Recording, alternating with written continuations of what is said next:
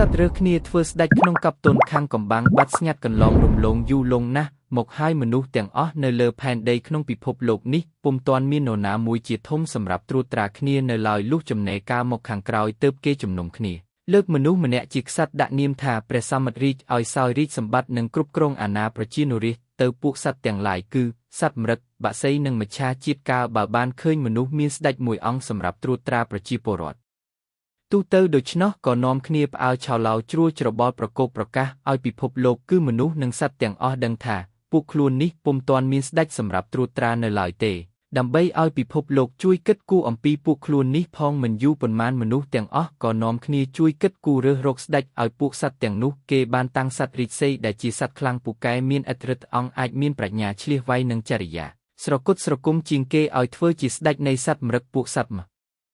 រឹកទាំងឡាយពេញចិត្តនឹងស្ដេចរបស់ខ្លួននេះដោយឥតមានប្រកែកអ្វីឡើយពួកសត្វត្រីគេបានតាំងអនន្តមច្ឆាដែលជាត្រីធំជាងគេឲ្យធ្វើជាស្ដេចនៃមច្ឆាជាតិទាំងអស់ពួកសត្វមច្ឆាក៏ទទួលយកដោយពេញចិត្តយ៉ាងក្រៃលែងឯពួកបក្សីលុះបានមកជំនុំរើសរកសត្វដែលនឹងឲ្យធ្វើជាស្ដេចនៃបក្សីទាំងពួងស្រាប់តែមានបេក្ខជនពីររូបឈរឈ្មោះឲ្យគេតាំងគឺសត្វក្អែកមួយសត្វមៀមមួយសត្វទាំងពីរនេះសុទ្ធតែមានសត្វជាបរិពារយ៉ាងច្រើនរៀងខ្លួនសត្វទាំងពីរនេះមានគំនិតចង់ធ្វើជាស្ដេចគ្រប់គ្នាម្លោះហើយក៏ចែកជាពួកបាក់ដើរឃោសនាប្រកួតប្រជែងអួតតែបាក់ពួករបស់ខ្លួនរៀងខ្លួនមិនតែប៉ុណ្ណោះថែមទាំងដើរខុសគ្នាបន្តោសបង្អាប់គ្នាទៅវិញទៅមកផងខាងក្អែកថានរណានឹងឲ្យអាសត្វមៀមធ្វើជាស្ដេចកើតបើភ្នែកវាធំម្លេះតែកាលណាវាបានធ្វើជាស្ដេចលើបក្សីផងទាំងពួងវានឹងបំភ្លេចបំផ្លាញអស់បក្សីផងនានាបើអ្នកទាំងអស់គ្នាមិនជឿខ្ញុំត្រូវអ្នកមើលតែភ្នែកវាយើងគង់យល់បានថាវាជាសត្វកាច់យងក្នុងពិតប្រាកដមែនឯពួកសត្វមៀមក៏ឃោសនាបង្អាប់ទៅសត្វក្អែកវិញថាយើអាសត្វក្អែកខ្មៅទាំងឆ្អឹង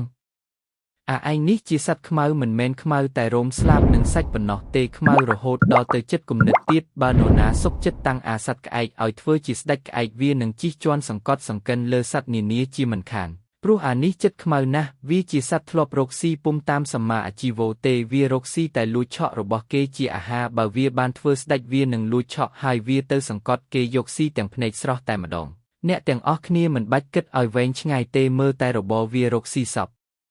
មួយថ្ងៃនឹងចរិយាក្រឡេមក្រឡើមហើយនឹងសម្បូរស្បែកវាក៏គង់ដឹងហើយបេក្ខជនក្អែកនឹងមៀមឃោសនាប្រឆាំងគ្នាយ៉ាងនេះរហូតទល់តែបែកជាបាក់ពួកយ៉ាងធំកើតជាឆ្លោះប្រកែកគ្នាយ៉ាងខ្លាំង